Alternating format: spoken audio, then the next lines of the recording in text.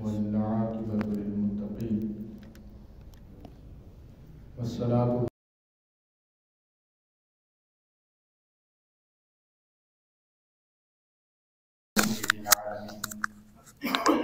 ومراد المشتاقين وشفيع المذنبين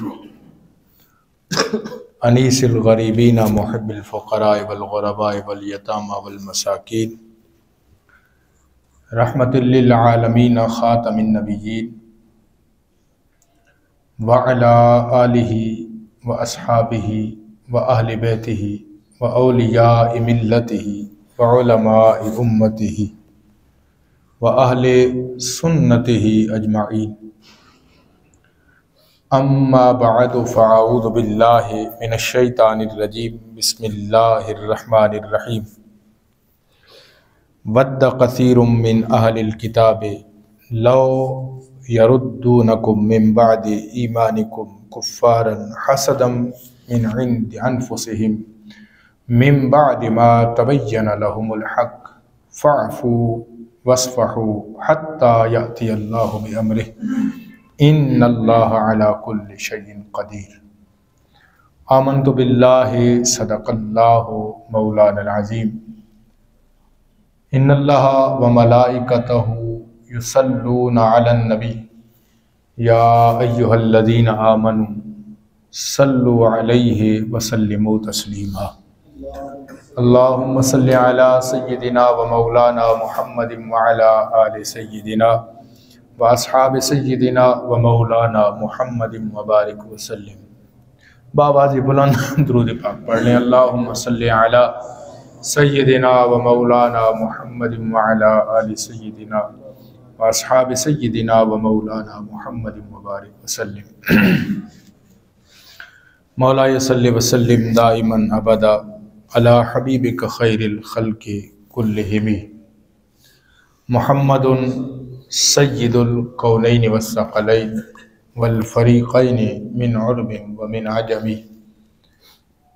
یا اکرم الخلق ما لی من الوذ به سواک عند حلول الحادث العمم ثم الرضا عن ابی بکر وعن عمر وعن علی وعن عثمان ذی الکرم رب صلی وسلم دائما ابدا علی حبیبک خیر الخلق کلہم۔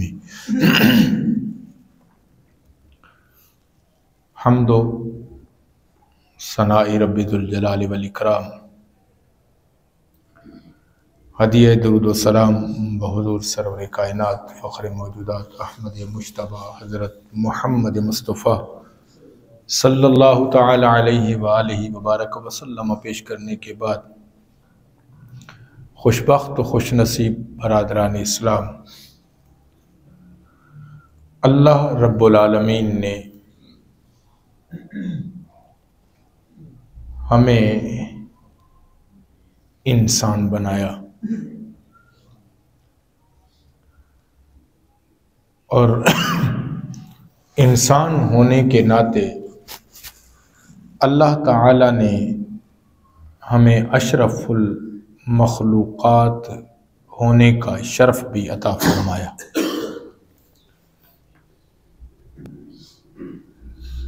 یہ شرف معمولی بات نہیں ہے، اللہ رب العالمین کے خاص فضل اور اس کی رحمت کا صلہ ہے۔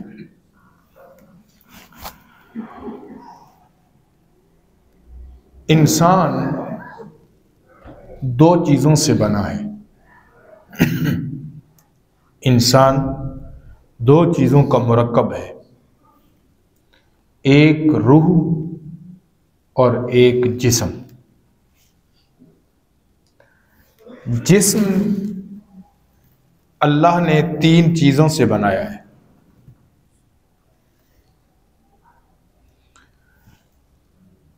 ہوا، پانی اور مٹی۔ مٹی اس کے اندر اہم ایٹم ہے۔ اللہ نے اسپیشلی مٹی سے اس جسم کو تخلیق فرمایا ہے۔ دوسری چیز جو انسان کے اندر شامل ہے اس کو کہتے ہیں روح.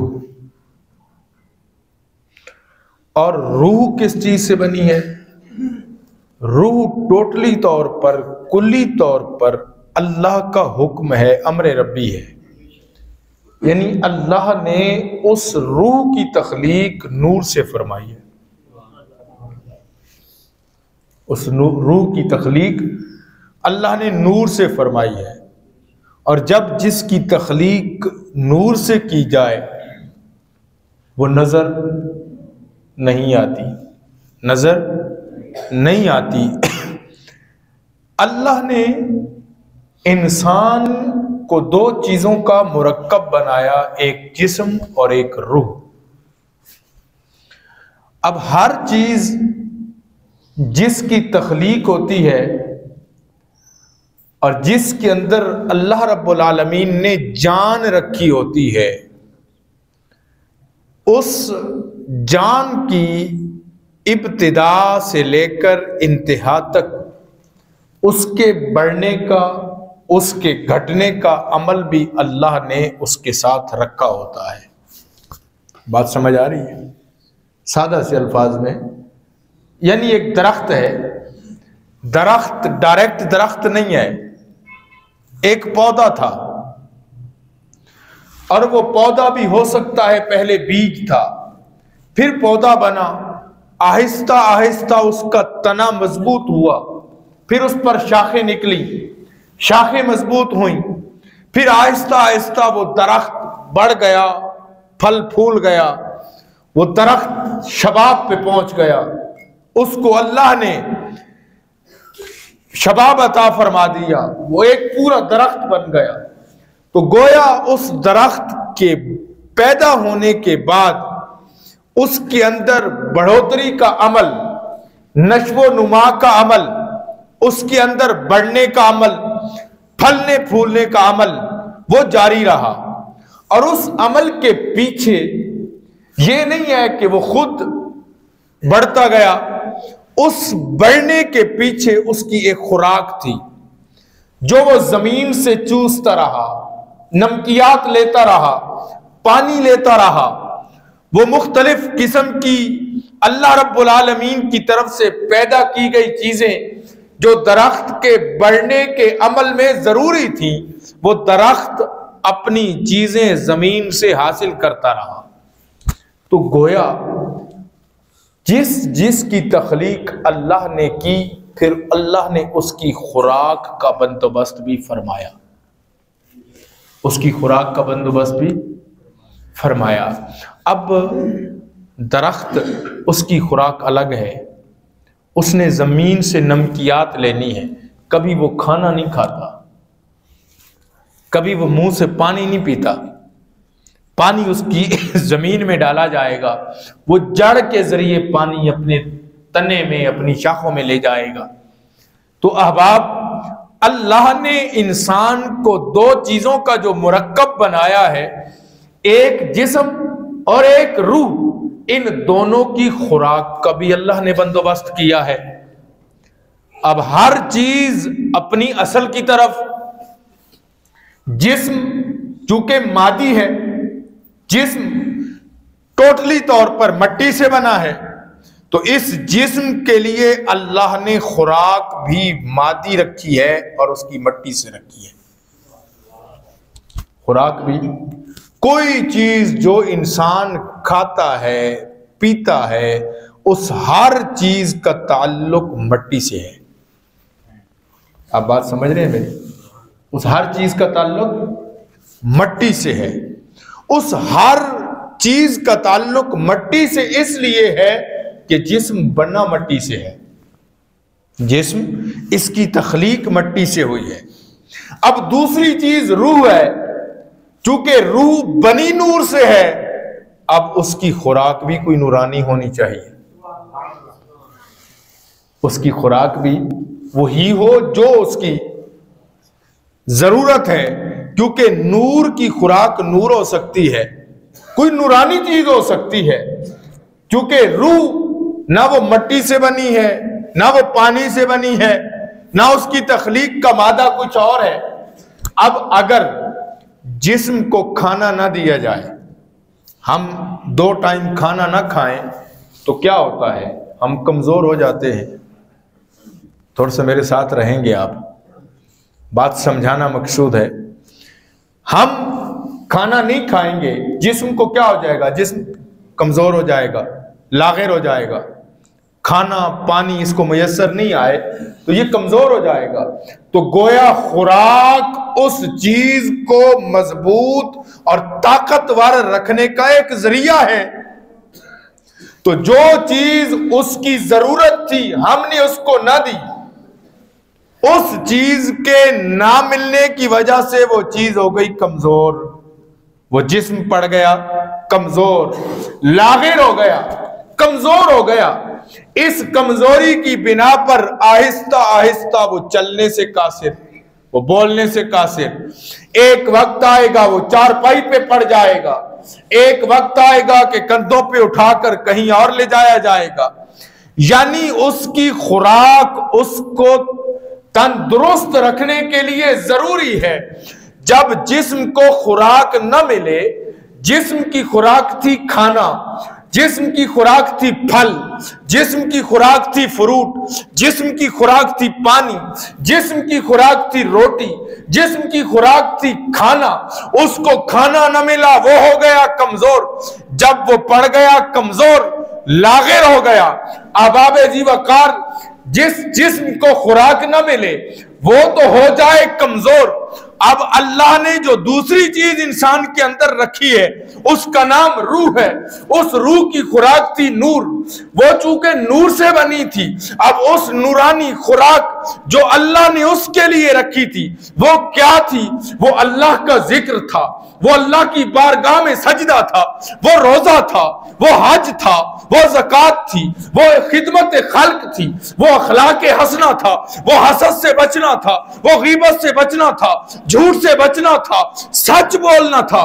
جب روح کی خوراک ہم نے دی روح کمزور ہوتی چلی گئی، تو روح کمزور ہوئی۔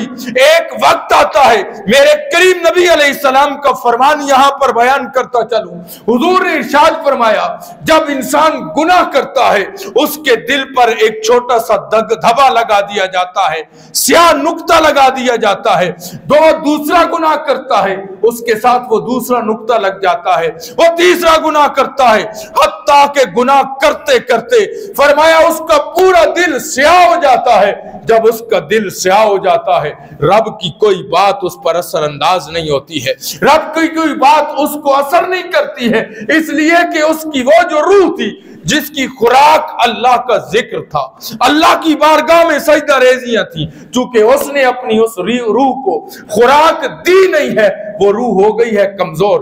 جب کمزور ہوئی تو حتیٰ کہ ایک وقت آتا ہے وہ روح مر جاتی ہے، وہ روح اس کے اندر رہتی نہیں ہے، اگرچہ کہ وہ چل تو رہا ہوتا ہے، لیکن چونکہ روح ہو جاتی ہے کمزور، اس کمزوری کی بنا پر اس کا اپنے مالک سے رشتہ ٹوٹ جاتا ہے۔ جب اس کے مالک سے رشتہ ٹوٹتا ہے پھر وہ شکوہ کرتا پھرتا ہے، میری دعا قبول نہیں ہوتی، میرے کام نہیں ہوتے، میری اولاد نافرمان ہو گئی ہے، میری بیوی نافرمان ہو گئی ہے، میری والدین سے نہیں بن رہی، میرے بھائی مجھ سے ناراض ہو گئے ہیں۔ او میرے بھائی، کبھی اپنی اداؤں پہ تو ہم غور کریں نا، پہلے اپنی اداؤں کو تو دیکھیں۔ ہم نے تو اپنے رب سے رشتہ لیا توڑ، ہم نے تو اپنے رب سے رشتہ کر لیا کمزور، ہم تو اس کو جس کو خوش کرنا تھا اس کو کر نہ سکے، تو جس رب سے رشتہ ٹوٹ گیا اس نے سارے رشتے ہمارے مخالف کر دیے۔ آؤ اپنا رشتہ اپنے رب سے بنائیں، اپنی روح کو مضبوط کریں، اپنی روح کو طاقتور کریں، اپنی روح کو تندرست کریں،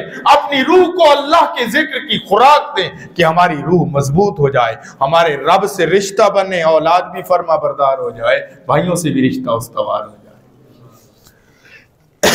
احباب ذی وقار، ان برائیوں میں سے جو روح کا رشتہ کمزور کرتی ہیں، امام فخر الدین رازی رحمۃ اللہ علیہ نے یا روح کے حوالے سے بات کرتا چلوں، ایک بڑی خوبصورت تفسیر کے اندر بڑی خوبصورت بیان کی امام فخر الدین رازی رحمۃ اللہ علیہ نے۔ آپ فرماتے ہیں یہ فرشتوں اور انسان کی روح ایک جیسی ہے، بات سمجھ رہے ہیں آپ؟ سمجھنے سے تعلق رکھتی ہے۔ فرمایا روح اللہ نے فرشتوں میں بھی وہی رکھی، انسانوں میں بھی وہی رکھی۔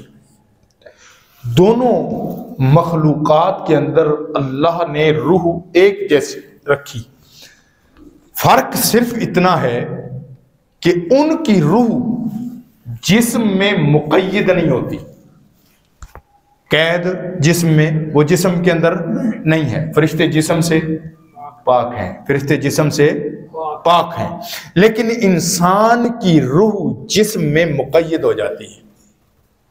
انسان کی روح جسم میں مقید ہے۔ اب چونکہ جسم ہے مادی،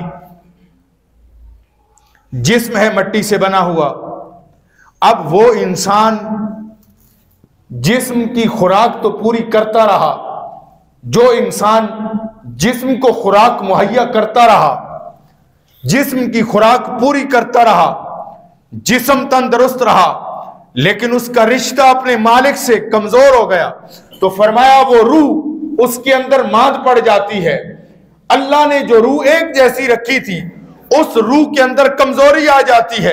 لیکن امام فخر الدین رازی رحمۃ اللہ علیہ فرماتے ہیں، میں بڑا خوبصورت جملہ آپ کی سماعتوں کی نظر کر رہا ہوں، اب آپ جوش خطابت پہ نہیں، سمجھنے سے تعلق رکھتا ہے۔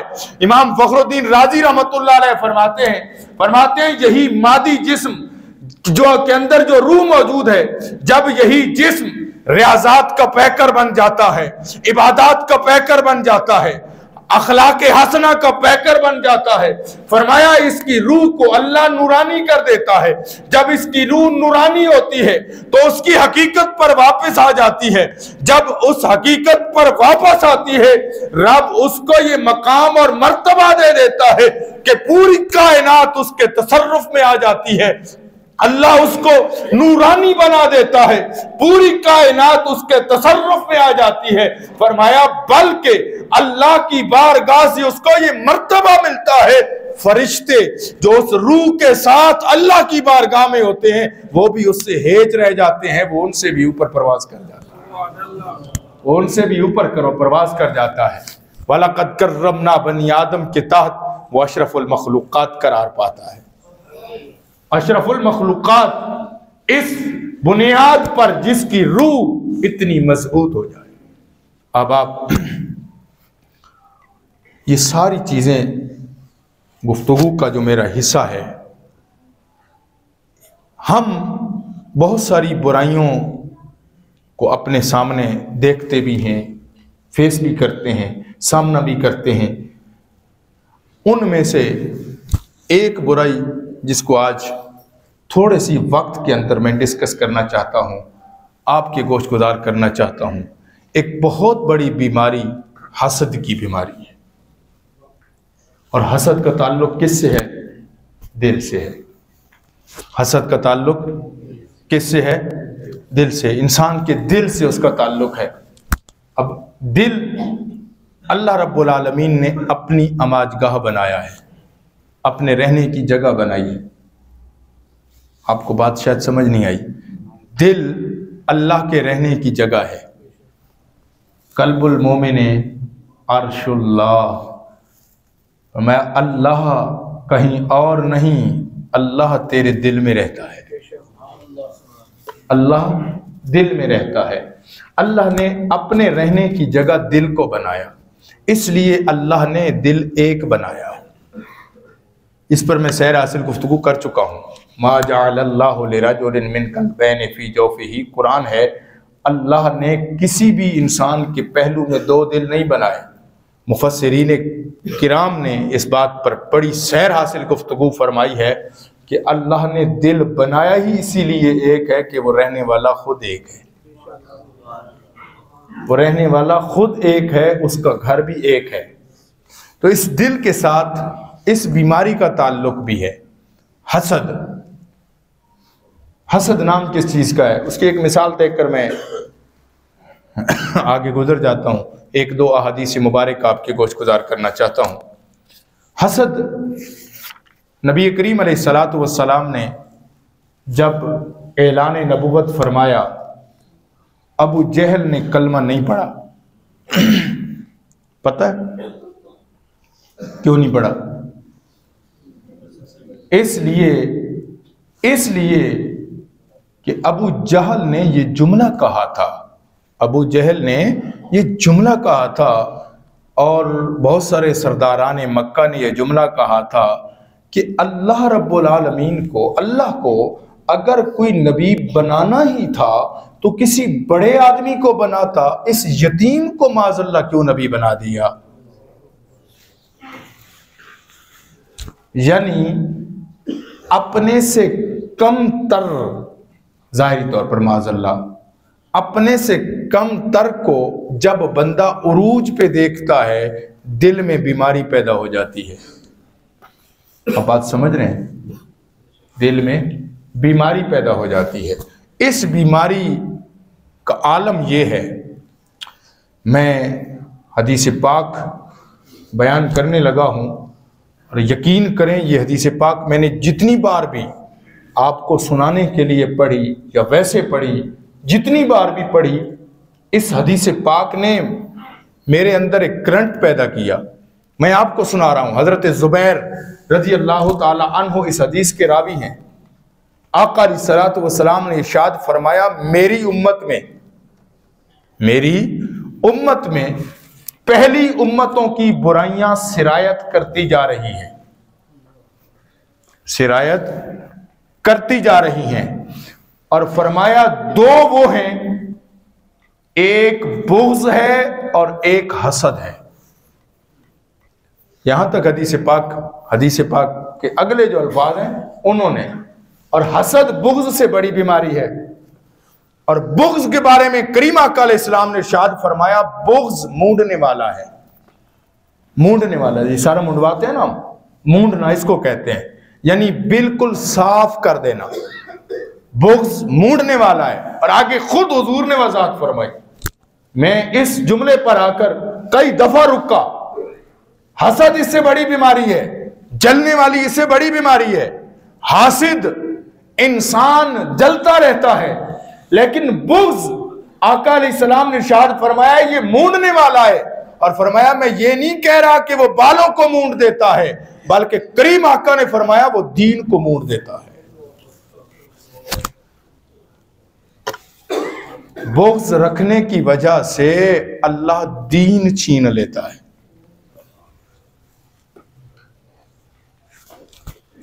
اب ہم سب تھوڑا سا اس پر غور کریں نا، یہ حدیث پاک پتہ نہیں ہو سکتا ہے آپ کو یہ بات کہاں تک سمجھ آئی، کہاں تک ہم اس بات تک پہنچے۔ آپ ذرا غور فرمائیں، حدیث رسول ہے، کریم آقا علیہ السلام نے ارشاد فرمایا، حسد نیکیوں کو ایسے کہا جاتا ہے جیسے آگ خشک لکڑیوں کو کھا جاتی ہے۔ یہ حدیث پاک تو سب کو آتی ہے نا، یہ سب کو آتی ہے، ان الحسد یاکل الحسنات کما تاکل النار الحطب۔ آقا علیہ السلام کا یہ فرمان تقریباً سب کو یاد ہے، سب کو معلوم ہے۔ فرمایا حسد نیکیوں کو ایسے کھا جاتا ہے۔ اب آپ ذی وقار حدیث پاک کریم آقا علیہ الصلوۃ والسلام کا فرمان ہے، حضرت عبداللہ ابن بصر رضی اللہ تعالی عنہ، آپ اس حدیث کے راوی ہیں، فرماتے ہیں کریم آقا علیہ السلام نے ارشاد فرمایا حسد کرنے والا، چغلی کرنے والا اور کہانت کرنے والا میرے طریقے پر نہیں ہے، اور نہ میں محمد کریم اس کے طریقے پر ہوں، یعنی نہ میرا اس سے کوئی تعلق ہے، نہ اس کا مجھ سے کوئی تعلق ہے۔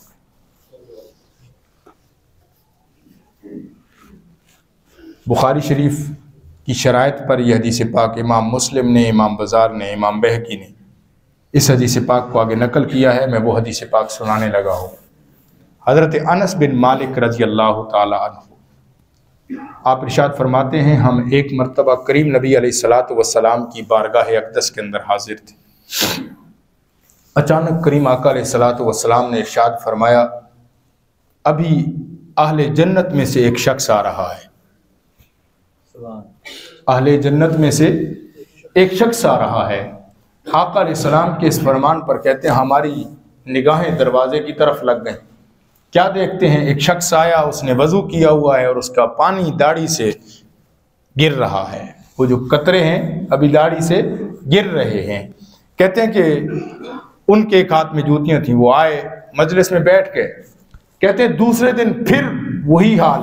کریم آقا علیہ السلام نے پھر ارشاد فرمایا کہ اہل جنت میں سے آ رہا ہے. تو آقا علیہ السلام کے صحابی حضرت انس بن مالک فرماتے ہیں دوسری مرتبہ بھی وہی شخص حاضر خدمت ہو گیا. آپ میری بات سمجھ رہے ہیں؟ کہتے ہیں تیسرے دن بھی یہی ہوا اور وہی شخص آ گیا. حضرت عبداللہ ابن عمر رضی اللہ تعالیٰ عنہ, فاروق اعظم کے صاحبزادے حضرت عبداللہ ابن عمر رضی اللہ تعالیٰ عنہ اس مجلس میں موجود تھے. حضرت انس کہتے ہیں عبداللہ ابن عمر اس کے پیچھے لگ گئے. صحابہ کا ہر حرص دیکھیں نیکی کے حوالے سے. اہل جنت میں سے ایک شخص آ رہا ہے, صحابی اس کے پیچھے پڑ گئے کہ دیکھوں یہ عمل کون سا کرتا ہے, اس کا عمل کون سا ہے. حضرت عبداللہ ابن عمر ہو گئے ان کے مہمان.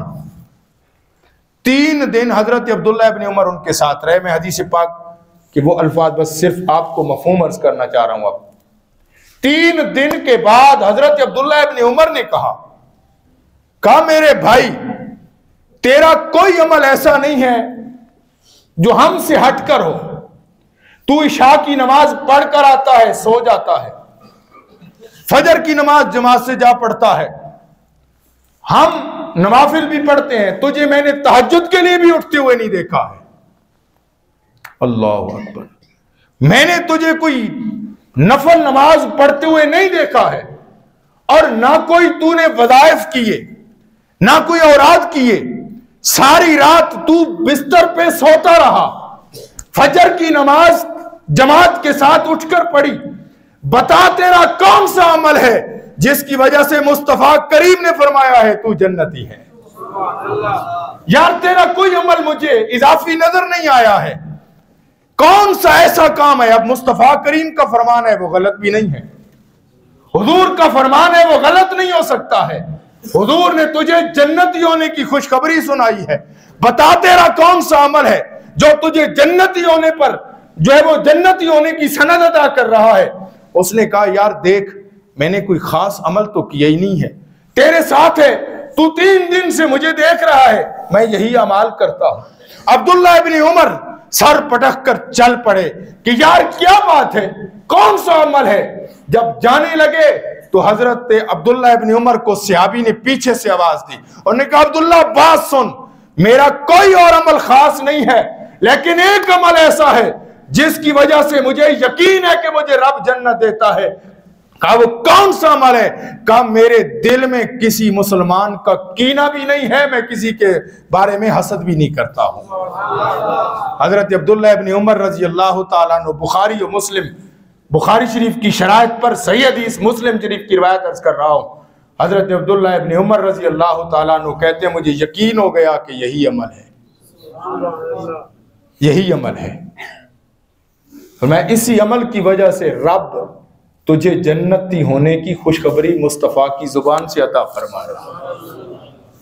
اب آپ ذی وقار کسی مسلمان بھائی کے بارے میں دل میں کینہ بھی نہیں ہے, حسد بھی نہیں ہے. میں نے حدیث پاک کے بالکل الفاظ عرض کیے ہیں, نہ ان کی کوئی اضافی نماز تھی, وہی نماز جو فرض نماز ہے وہی ادا کرتے ہیں. ہم سمجھتے ہیں کہ ہم لمبی نمازیں پڑھ لیں تو جنتی ہو جائیں گے, لیکن قرآن نے بڑے خوبصورت, پچھلے جمعۃ المبارک پر بھی میں نے یہ آیت مبارکہ شاید پڑھی تھی, قرآن مجید نے بڑے خوبصورت اور حسین پیرائے میں فرمایا قد افلح من تزکا. اور کبھی غور کریں اس قرآن کی آیت پر, اللہ کا فرمان ہے فعل الحکیم لا یخلو عن الحکمہ, اللہ کا کلام ہے, حکیم کا کلام ہے, حکمت والے رب کا کلام ہے. رب کہہ رہا ہے کامیاب وہ ہوا جس نے من کو پاک کیا ہے, جس نے من کو اجلا کیا ہے.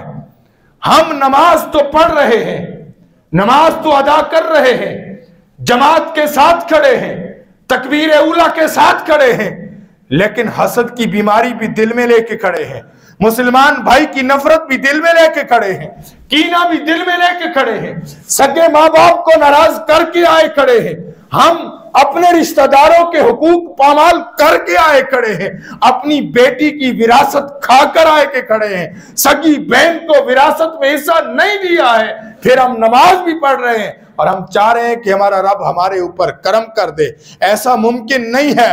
فقط نماز اس بات کی دلیل نہیں ہے، میرے رب نے تیسرے نمبر پر نماز کو کامیابی قرار دیا ہے، پہلے نمبر پر تزکیہ نفس کو کامیابی قرار دیا ہے، اور تزکیہ فقط نماز نہیں ہے، تزکیہ اپنے دل کو پاک کرنے کا نام ہے، تزکیہ کینہ سے پاک ہونے کا نام ہے، تزکیہ نفرتیں نکالنے کا نام ہے، تزکیہ انسان کے دل کو پاک کرنے کا نام ہے۔ ارے جس کا دل پاک ہو جائے گا وہی انسان کامیاب ہوگا، پھر وہ نماز پڑھتا ہوگا، الصلاۃ معراج المومنین کے تحت کھڑا ہو پی ایف کی مسجد میں ہوگا، پردے ہٹ جائیں گے، کعبہ سامنے آ جائے گا، پھر بات بنے گی، پھر بات بنے گی جب دل پاک ہوگا، پھر بات بنے گی جب انسان کا دماغ پاک ہوگا، پھر بات بنے گی جب اپنے مسلمان بھائی کی محبت دل میں موزن ہوگی۔ اس لیے میرے بھائی یہ بات ذہن نشین کر لیں کہ میرا رب جنتی ہونے کی نماز اللہ کا فرض ہے، نماز ضروری ہے۔ میں نماز کی قدر کم کر کے نہیں عرض کر رہا، میں تو یہ عرض کر رہا ہوں نماز ان الصلاۃ تنہا عن الفحشاء والمنکر، نماز برائی سے بھی روکتی ہے، نماز بے حیائی سے بھی روکتی ہے، نماز جھوٹ سے بھی روکتی ہے، پھر بھی جھوٹ ویسا بولا جا رہا ہے، پڑھ نماز رہا ہے، باہر جا کے دوسروں کو ڈنڈی بھی مار رہا ہے، پڑھ نماز پڑھ کے جا رہا ہے، پھر بھی جھوٹ بول رہا ہے۔ وجہ کیا ہے؟ اس کی نماز اس کے آڑے کیوں نہیں آئی؟ کیونکہ اس نے نماز کو نماز کر کے پڑھا نہیں ہے۔ پھر قرآن نے یہ فیصلہ کیا فوائل للمصلین، اے نمازی سن، تیری یہ نماز اپنی جگہ، لیکن ہم نے اس کو برباد کر دیا ہے اس لیے کہ تو اس نماز سے غافل ہے۔ تیری نماز تیرے کام تب آنی تھی جب تو نے من کو اجلا کرنا تھا، من کو پاک کرنا تھا۔ تو میرے بھائی اپنے دل کو پاک کرنا ضروری ہے، اپنے من کو پاک کرنا ضروری ہے، اور یہ کیسے پاک ہوگا؟ اس کے لیے علماء نے بڑے خوبصورت نسخے، خوبصورت طریقے عطا فرمائے ہیں، فقہاء نے بڑی خوبصورت باتیں کی ہیں، اباب ذی وقار اس پر بڑے بڑے کلام کیے ہیں۔ انسان حسد سے اپنے آپ کو پاک کر لے، انسان نفرتوں سے اپنے دل کو پاک کر لے، ہر ایک کے ساتھ محبت کا پیکر بن جائے، اللہ اس کے من کو پاک کر دے گا۔ جس کا من پاک ہو جائے گا اسے اللہ اپنے دیدار سے مشرف فرما دے گا۔ کوئی اتنی سی بات ہے، الصلاۃ معراج المومنین، کوئی مشکل نہیں ہے اس کے جلووں کا نظارہ کرنا، بس فقط اتنی سی بات ہے کہ انسان اس کی بارگاہ میں آنے کا پورا طریقہ اختیار نہیں کر رہا ہے۔ اللہ تعالی ہمیں عمل کی توفیق عطا فرمائے۔